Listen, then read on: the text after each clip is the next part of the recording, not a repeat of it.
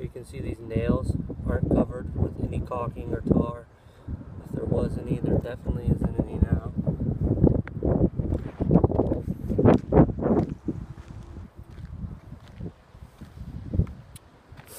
There's some wind damage down to the tar paper. You can see some exposed wood here. Some more exposed nails.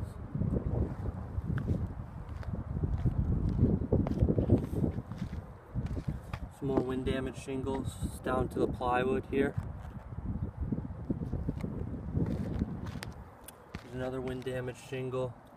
You can see the seal is broken, it's starting to crease right here.